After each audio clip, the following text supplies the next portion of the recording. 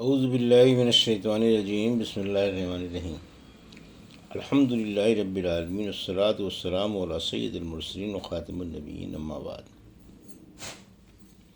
صحیح بخاری، باب کتاب احادیث الانبیاء، انبیاء علیہ السلام کا بیان۔ حدیث نمبر 3336، اردو ترجمہ۔ حضرت آدم علیہ السلام اور ان کی اولاد کی پیدائش کے بیان میں سورہ رحمان میں لفظ سلسال کے معنی ایسے گارے کے ہیں جس میں ریت ملی ہو اور وہ اس طرح سے بجنے لگے جیسے پکی ہوئی مٹی بجتی ہے۔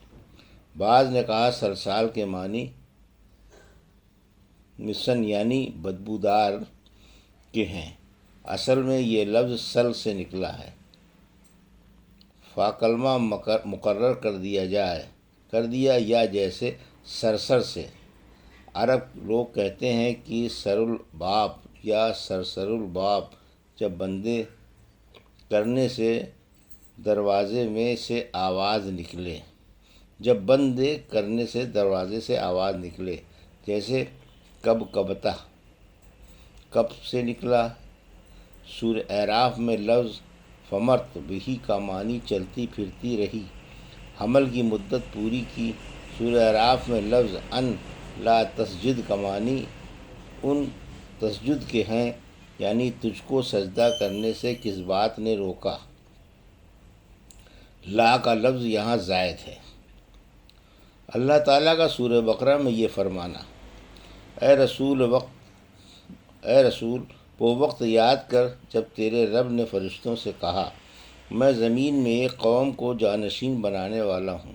حضرت ابن عباس رضی اللہ عنہ نے کہا سورہ طارق میں جو لما علیہ حافظ کے الفاظ ہیں، یہاں لما اللہ کے معنی میں ہے، یعنی کوئی جان نہیں مگر اس پر اللہ کی طرف سے ایک نگہبان مقرر ہے۔ سورہ بلد میں جو فی کبد کا لفظ آیا ہے، کبد کے معنی سختی کے ہیں، اور سورہ اعراف میں جو ریشہ کا لفظ آیا ہے، ریاش اس کی جمع ہے، یعنی مال۔ یہ حضرت ابن عباس کی تفسیر ہے۔ دوسروں نے کہا رباش اور ریش کا ایک ہی معنی ہے، یعنی ظاہری لباس، اور سورہ واقعہ میں جو تم نون کا لفظ آیا ہے اس کے معنی نطفے کے ہیں جو تم عورتوں کے رحم میں جمع کر کے ڈالتے ہو۔ اور سورہ طارق میں ہے انہ علی رجعۃ القادر۔ مجاہد نے کہا اس کے معنی یہ ہیں کہ وہ خدا منی کو پھر ذکر میں لوٹا سکتا ہے۔ اس کو فریابی نے وصل کیا۔ اکثر لوگوں نے یہ معنی کیے ہیں کہ وہ خدا آدمی کے لوٹانے یعنی قیامت میں پیدا کرنے پر بھی قادر ہے۔ اور سورہ سجدہ میں کل شیء خلق کا معنی یہ ہے کہ ہر چیز کو اللہ نے جوڑے جوڑے بنایا ہے۔ آسمان زمین کا جوڑ ہے، جن آدمی کا جوڑ ہے، سورج چاند کا جوڑ ہے، اور طاق اللہ کی ذات ہے جس کا کوئی جوڑ نہیں ہے۔ سورہ 3 میں ہے فی احسن تقویم، یعنی اچھی صورت اچھی خلقت میں ہم نے انسان کو پیدا کیا۔ اسفل سافلین امن یعنی پھر آدمی کو ہم نے پست سے پست تر کر دیا، دوزخی بنا دیا، مگر جو ایمان لایا۔ سورہ عصر میں فی خسر کا معنی گھرا ہوئی میں پھر ایمان والوں کو مستثنیٰ کیا۔ فرمایا الذین آمنوا۔ سورہ صافات میں لازب کا معنی لازم یعنی چمٹتی ہوئی لیس دار۔ سورہ واقعہ میں الفاظ یعنی جو سی صورت میں ہم چاہیں تم کو بنا دیں۔ سورہ بقرہ میں یعنی فرشتوں نے کہا کہ ہم تیری بڑائی بیان کرتے ہیں۔ ابو العالیہ نے کہا اسی صورت میں جو ہے وہ کلمے یہ ہیں، اسی صورت میں فض لمحہ کا معنی یعنی ان کو ڈگمگا دیا، پھسلا دیا، اسی صورت میں یعنی بگڑا تک نہیں۔ اسی سے سورہ محمد میں لفظ آسن ہے، یعنی بگڑا ہوا بدبودار پانی۔ اسی سے سورہ ہجر میں لفظ مسنون ہے، یعنی بدلی ہوئی بدبودار۔ اسی صورت میں ہما کا لفظ ہے جو حماد کی جمع ہے، یعنی بدبودار کیچڑ۔ سورہ اعراف میں لفظ کے معنی یعنی دونوں آدم اور حوا نے بہشت کے پتوں کو جوڑنا شروع کر دیا، ایک پر ایک رکھ کر اپنا سطر چھپانے لگے۔ لفظ سوات نہما سے مراد شرم گاہیں ہیں۔ لفظ منع الہین میں ہین سے قیامت مراد ہے۔ عرب لوگ ایک گھڑی سے لے کر بے انتہا مدت تک کو ہین کہتے ہیں۔ فیلہ سے مراد شیطان کا گروہ جس میں وہ خود ہے۔ ہم سے عبداللہ بن محمد نے بیان کیا، انہوں نے کہا ہم سے عبدالرزاق نے بیان کیا، ان سے معمر نے، ان سے حمام نے، اور ان سے حضرت ابو ہریرہ رضی اللہ عنہ نے کہ نبی کریم صلی اللہ علیہ وسلم نے فرمایا، اللہ پاک نے آدم علیہ السلام کو پیدا کیا تو ان کو 60 ہاتھ لمبا بنایا، پھر فرمایا کہ جا اور ان ملائکہ کو سلام کر، دیکھنا کن لفظوں میں وہ تمہارے سلام کا جواب دیتے ہیں، کیونکہ وہی تمہارا اور تمہاری اولاد کا طریقہ سلام ہوگا۔ آدم علیہ السلام گئے اور کہا السلام علیکم، فرشتوں نے جواب دیا السلام علیکم ورحمۃ اللہ، انہوں نے ورحمۃ اللہ کا جملہ بڑھا دیا۔ پس جو کوئی بھی جنت میں داخل ہوگا وہ آدم علیہ السلام کی شکل اور قامت پر داخل ہوگا۔ آدم علیہ السلام کے بعد انسانوں میں اب تک قد چھوٹے ہوتے رہے۔ حدیث نمبر 3327۔ ہم سے قنیبہ بن سعید نے بیان کیا، کہا ہم سے جریر نے بیان کیا، ان سے عمارہ نے، اور ان سے ابو زرعہ نے، اور ان سے حضرت ابو ہریرہ رضی اللہ عنہ نے کہ رسول اللہ صلی اللہ علیہ وسلم نے فرمایا، سب سے پہلا گروہ جو جنت میں داخل ہوگا ان کی صورتیں ایسی روشن ہوں گی جیسے 14ویں کا چاند روشن ہوتا ہے۔ پھر جو لوگ اس کے بعد داخل ہوں گے وہ آسمان کے سب سے زیادہ روشن ستارے کی طرح چمکتے ہوں گے۔ نہ تو ان لوگوں کو پیشاب کی ضرورت ہوگی، نہ ٹٹی کی، نہ وہ تھوکیں گے، نہ ناک سے آلائش نکالیں گے۔ ان کے کنگھے سونے کے ہوں گے اور ان کا پسینہ مشک کی طرح ہوگا۔ ان کی انگوٹھیوں میں خوشبودار عود جلتا ہوگا، یہ نہایت پاکیزہ خوشبودار عود ہوگا۔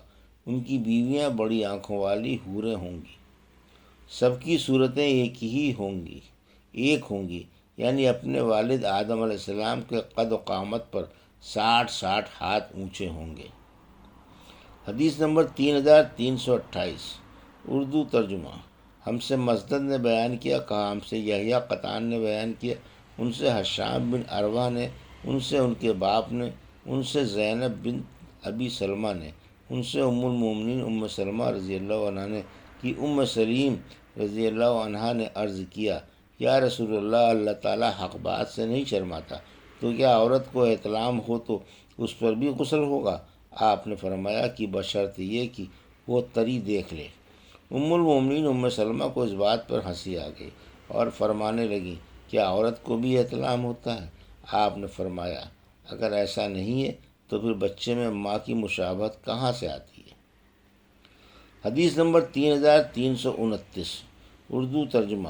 ہم سے محمد بن سلام نے بیان کیا، کہا ہم کو مروان فزاری نے خبر دی، انہیں حمید نے، اور ان سے حضرت انس رضی اللہ عنہ نے بیان کیا کہ حضرت عبداللہ بن سلام رضی اللہ عنہ کو جب رسول کریم صلی اللہ علیہ وسلم کے مدینہ تشریف